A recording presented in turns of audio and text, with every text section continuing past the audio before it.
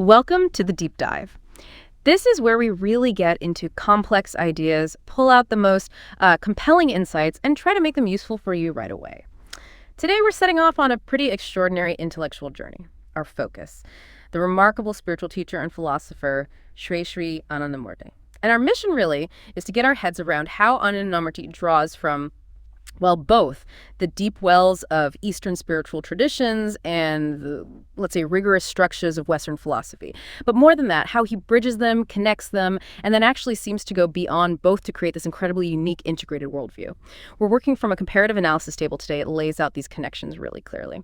So, okay, let's unpack this. Where do we even begin with something this huge? Well, what's fascinating here is exactly that scope you mentioned. I mean, trying to synthesize such diverse ways of thinking, which sometimes seem totally opposed, that's a massive task. And Ánandamúrti doesn't just, staple them together. He genuinely creates something coherent, something integrated. Mm-hmm. And I think for you, the listener, this deep dive is kind of a shortcut, a way to grasp a worldview that connects dots maybe you didn't even see were there, giving you this deeper sense of interconnectedness. Okay, so let's start right at the foundation. Metaphysics, the big question. What is reality? In the East, you've got traditions like Vedanta focusing on that ultimate unity, right? Atman, the individual self, and Brahman, the universal reality, being one. Mm-hmm. Non-duality. And then there's Tantra, seeing reality as this dynamic, energetic expression of consciousness, always changing, flowing. Now, jump over to the West, maybe think of Plato. His idea of this perfect, unchanging realm of forms. And our world is just sort of a shadow of that, much more static in a way. So how does Ánandamúrti handle these really different takes on what's fundamentally real? Yeah, he doesn't just pick one. It's a real integration. He absolutely affirms that non-dual Brahman, that ultimate single consciousness. That's foundational. But, and this is really key, he clarifies that the world we experience, this physical universe, all of it, it's not an illusion. Not Maya in the way some might interpret Vedanta. Okay, so not an illusion. That's a big departure for some strands of thought. It is. He insists it's profoundly real, it's dynamic, constantly changing, and it's sacred. It's all seen as a direct, vibrant expression of that Brahman. Every little thing, every particle, every being, every event, it's infused with that divine consciousness, constantly unfolding. The dynamism is central. Wow. So if reality isn't something to escape, but it's actually dynamic and sacred. Yeah. What does that mean for us, like day to day, how we live? Well, it changes everything, doesn't it? It suggests a deep responsibility, a reverence, really, for everything. Yeah, it sounds like it implies we should engage with the world, not try to renounce it. Finding the sacred right here in the ordinary. Exactly. Seeing the divine in your food, in nature, in the people you meet. It's about meaningful engagement. Okay, that makes sense. So from the nature of reality, let's zoom in a bit to the individual self. Eastern thought, especially Vedanta, talks about the jiva, the individual soul, as a reflection of that supreme consciousness, that Atman Brahman identity we mentioned. Right, recognizing the inherent oneness. Contrast that with, say, Kant in the West. The self is primarily this rational subject defined by reason, moral agency, or Descartes, I think, therefore I am. The self as this thinking thing, maybe separate from the body, the world. Yeah, often a more separated view. So how does Ánandamúrti see the self? Is it the soul? Is it the thinking mind? His view is, I'd say, much more expansive and purposeful. For him, the self isn't just the ego, our personality, nor is it just rationality. Yeah. He sees the self as a kind of vehicle, a potential conduit for merging back into that cosmic consciousness. A vehicle, okay. Yes, and it's not a passive state. It's something you actively cultivate through sadhana, which he frames as more than just a spiritual practice. He calls it a science of evolution. A science of evolution. A systematic inner journey of transformation. And here's where it gets really interesting. This inner work, this realization, it doesn't just stop there inside you. It naturally, directly leads you towards social service, action in the world. Ah, so it's not just navel-gazing, so to speak. Not at all. This contrasts sharply with, say, Western Stoicism, which is very focused on individual self-mastery, controlling your own reactions. Or even some mystical traditions, Christian or Sufi, where the focus might be intense personal union with the divine, but without that explicit built-in drive for societal change as a direct consequence.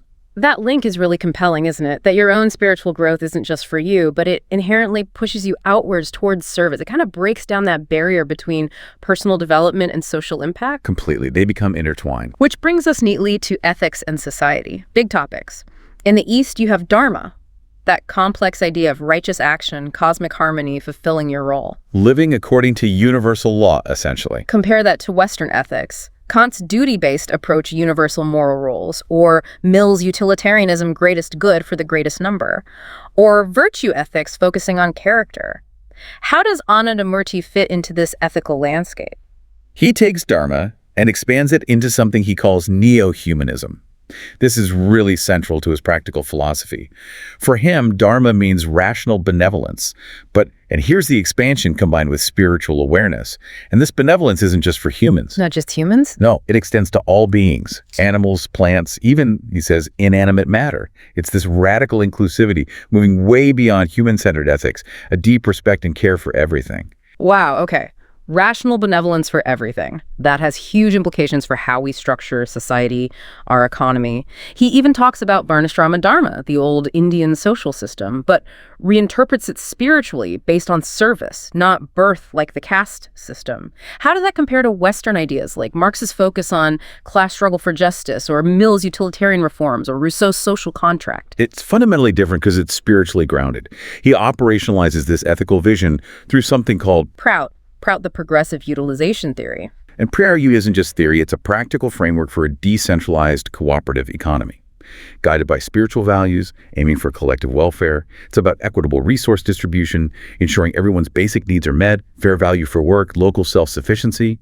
The goal is maximizing utilization for all, not just profit for some. A cooperative, spiritually guided economy. That sounds quite distinct from both capitalism and traditional socialism. What about the political side?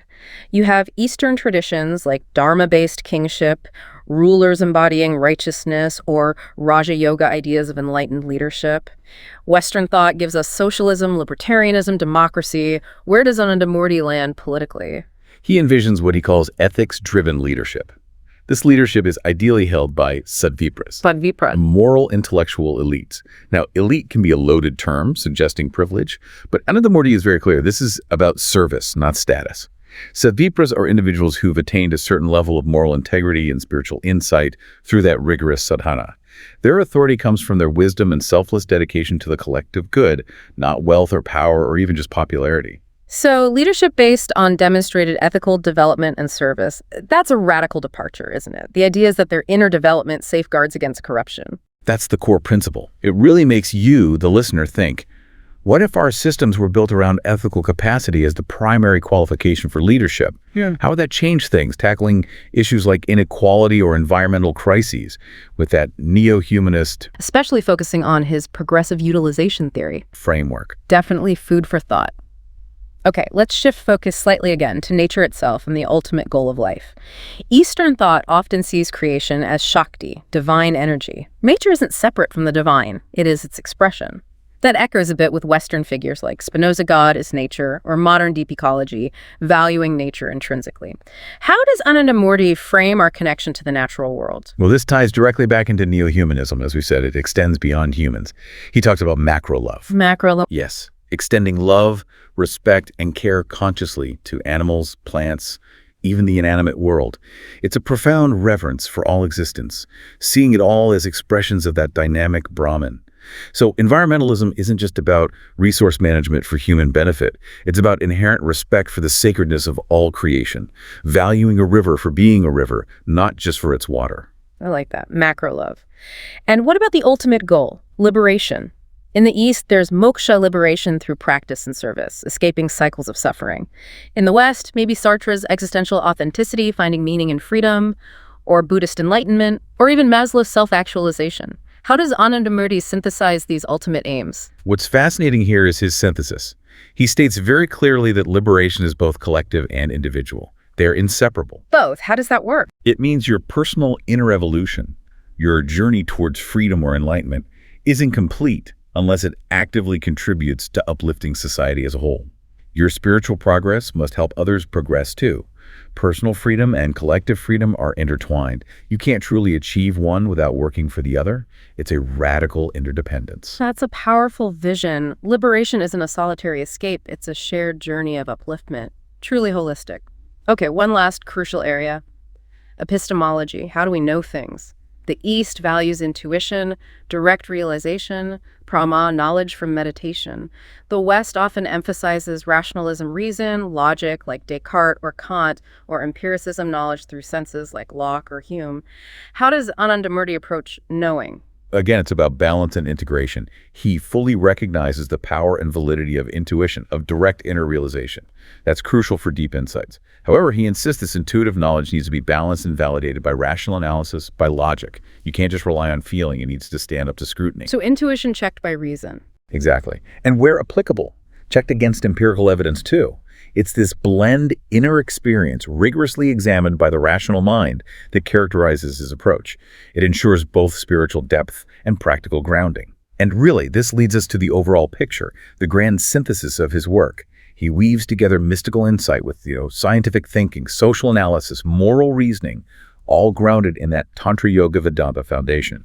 People try to compare him like Shankara for metaphysics, Vivekananda for activism, maybe Kant for ethics, even echoes of Marx's concern for justice, but from a spiritual, not materialist standpoint. So many connections. Right, but he's more than the sum of these parts. He created something truly new, an integrated system for evolving both individually and collectively, breaking down those old barriers between spirit, mind, and society. So what does this all mean when you put it all together? It means he offers a remarkably comprehensive worldview, one where metaphysics, ethics, social structure, spirituality, even economics, and our relationship with nature are all seamlessly connected, all driving towards that combined individual and collective liberation. We've covered a huge amount of ground here, diving deep into Shrii Ánandamúrti's philosophy. It's clear how he genuinely tries to bridge East and West, and maybe even more importantly, to transcend them, creating this incredibly dynamic framework. I think the biggest takeaway, for me at least, is that powerful idea that inner work, spiritual realization, isn't separate from the world. It demands outward action, social service, working for everyone's upliftment. It connects the personal journey directly to collective well-being. Thanks so much for joining us on this exploration into such a rich and really integrated way of thinking. Absolutely. And maybe a final thought for you to consider as you go about your day. How do these kinds of integrated worldviews, like Ánandamúrti's, challenge the way we often compartmentalize our lives? Separating spiritual growth from ethical choices, from our role in society. What might actually happen if we tried to consciously apply principles like rational benevolence to all beings, or practice that macro love in our everyday interactions and within the larger systems we're part of? How might that begin to reshape things? Something to mull over.